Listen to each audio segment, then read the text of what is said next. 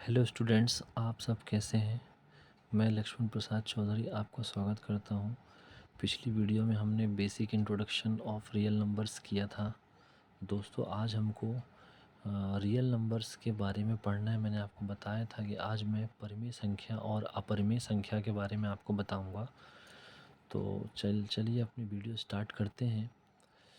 सबसे पहले हम बात करेंगे रियल नंबर्स की। तो रियल नंबर्स की देखिए दो कैटेगरीज़ होती हैं। रियल नंबर्स को दो कैटेगरीज में डिवाइड किया गया है, परिमेय संख्या और अपरिमेय संख्या। तो यहाँ पे हमने डेफिनेशन लिखी है परिमेय संख्या की डेफिनेशन। तो इसकी डेफिनेशन होती है a number in the form of p by q is known as rational number. यानी कि ऐसा नंबर जिसे p बटे q के रूप में लिख सकते हैं उसे हम रैशनल नंबर कहते हैं। जैसे एग्ज़ाम्पल के लिए ये उसका स्टैंडर्ड नोटेशन होता है। इसको q से व्यक्त किया जाता है, p upon q such that P Q belongs to i and q is not equal to zero. Example के लिए जैसे 2/3 या 2/3 -11/9 -13/-8 4/1 एंड 101 अपॉन 1001, ये सब परिमेय संख्या के एग्ज़ाम्पल हैं। जैसे अब p बटे q क्या होता है, जैसे p बटे q, तो यहाँ पे कोई भी इंटीजर हो सकता है। जैसे आपने लिखा 2/3, तो ये एक परिमेय संख्या है। इसी टाइप से 0 भी ले सकते हैं अपॉन 4, क्योंकि 0 भी एक परिमेय है। इसी टाइप से आप 100 ले सकते हैं, 100 बटे यहाँ पे कुछ भी ले लीजिए, 47 माइनस, दोनों में माइनस ले लीजिए या एक में माइनस लीजिए, तो भी ये परिमेय संख्या होगी। अब जैसे आपने एक इंटीजर्स नंबर लिया कोई भी -2, तो इसके अपॉन में कुछ नहीं तो 1 तो है, तो ये p और ये q, तो p बाई q फॉर्म में ये है। इसका मतलब ये भी एक परिमेय संख्या होगी। इसी तरह से 0/4 भी एक परिमेय संख्या होगी, पर 4/0 परिमेय संख्या नहीं होगी। क्यों? क्योंकि p के बराबर, तो p की वैल्यू तो 4 है, लेकिन q की वैल्यू क्या हो जाएगी, 0। जो कि इस डेफिनेशन में लिखा हुआ है कि p q तो इंटीजर हो सकते हैं, परंतु q 0 के बराबर नहीं होगा। यानी पी क्यू क्या हो सकते हैं, कोई भी पूर्णांक हो सकते हैं। दोस्तों, हमने आपको बताया था पूर्णांक का मतलब होता है कोई भी पॉजिटिव नंबर, कोई भी नेगेटिव नंबर्स और 0। ये परिमेय संख्या हो गई। इसके बाद इसका जो सेकंड पार्ट है वो है अपरिमेय संख्या। उसका भी हमने यहाँ पे लिख के रखा हुआ है। इसकी डेफिनेशन देखिए यहाँ पे दी गई है। ये आपको यहाँ पे डेफिनेशन दी गई है, देखिए। A number which cannot be written in the form of p by q is known as irrational number। अर्थात ऐसे नंबर जिसे p by q के फॉर्म में नहीं लिखा जा सकता, इसे हम अपरिमेय संख्या कहते हैं। इसे s के द्वारा दर्शाया जाता है। √2, √3, √5, पाई और e, इनको क्या माना गया है, अपरिमेय संख्या माना गया है। A number whose decimal expression is non terminating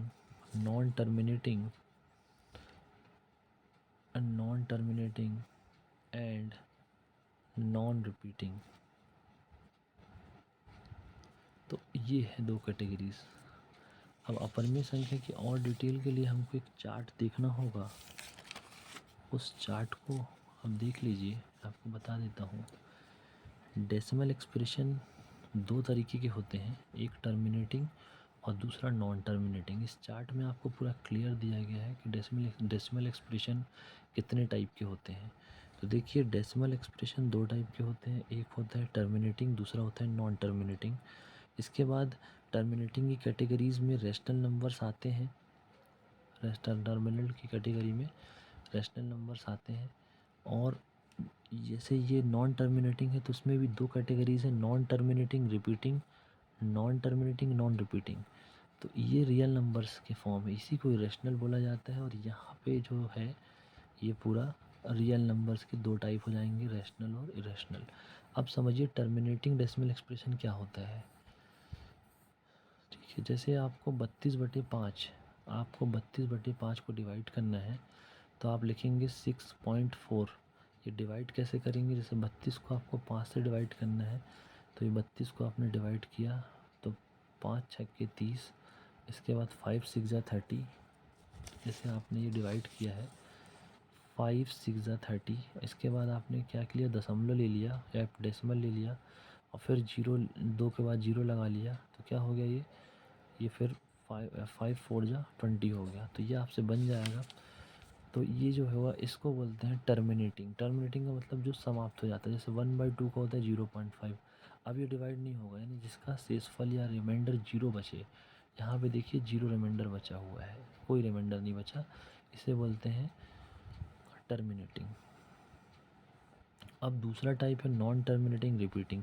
जैसे 1/3 एक एक्सप्रेशन है, अब जैसे आप 1/3 को डिवाइड करेंगे तो यहाँ पे आपने जैसे मान के चलिए 1 लिया और यहाँ 3 लिया, तो डिवाइड तो होगा नहीं, तो आपको जीरो लेना पड़ेगा। तो डेसिमल ले लिया तो यहाँ 10 हो गया, तो 3 3 जा कितना होगा 9। अब इसको सब्ट्रैक्ट करेंगे फिर 1 बचेगा। अब क्या होगा, अब फिर जीरो लेंगे तो फिर यहाँ पे 9 बार जाएगा। तो ऐसे करके बार बार क्या आता रहेगा, एक एक बचता जाएगा, फिर जीरो लेंगे तो ऐसे 3 3 आता रहेगा बार बार। तो ये पुनरावृत्ति होती है, रिपीटिंग होता है। और 0.3 बार यानी कि बार बार आएगा, इसका मतलब ये नॉन टर्मिनेटिंग है, नॉन और रिपीटिंग है, यानी कि ख़त्म भी नहीं हो रहा है और रिपीट हो रहा है 3 बार बार, तो ये बार लगा दिया जाता है। फिर है जैसे 20/3, तो इसमें आएगा 6.666 बार, तो 6.6 बार बार आ रहा है, इसलिए इसमें बार लगा दिया जाता है। ये हो गया एक डेसिमल एक्सप्रेशन। दूसरा एक टर्म होता है नॉन टर्मिनेटिंग नॉन रिपीटिंग। ये इरेशनल नंबर की कैटेगरी में ही आते हैं, यानी कि आपको ऐसे नंबर्स जिनका decimal expression non terminating non repeating होता है उसे हम इरेशनल नंबर कहते हैं। अच्छे से समझिए दोस्तों, जैसे आप 22/7 को अगर डिवाइड करेंगे तो 3.14285714285, अब ये रिपीट होने लगा तो ऐसा आएगा नॉन टर्मिनेटिंग नॉन रिपीटिंग। तो ये बहुत लंबे अंतराल के बाद रिपीट हो रहा है, तो इसे नॉन रिपीटिंग में ही कंसिडर किया जाता है। अब जैसे ये √2 है, √3 है, √5 है, तो ऐसे नंबर इरेशनल कहलाते हैं। तो ये जो है इनके डेसिमल एक्सप्रेशंस हैं। तो ये दो कैटेगरीज़ हैं, रैशनल और इरेशनल की। Thank you.